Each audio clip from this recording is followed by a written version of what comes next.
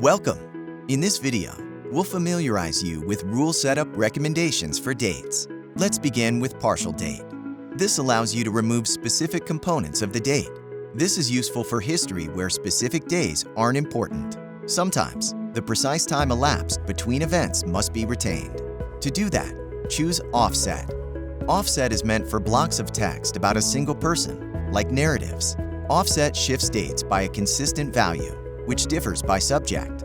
It will appear that every subject entered the study on the same anchor date. This retains utility while masking exact dates. To utilize an offset, some configuration is needed. First, define the rule that identifies subject IDs. Next, select an anchor date, for example, the study start date. The date range is optional. It can be helpful to enter study start and end dates. This will prevent historical dates, like birth dates, from disrupting the offset function. In the anonymization logs, you can view dates and calculations organized by subject.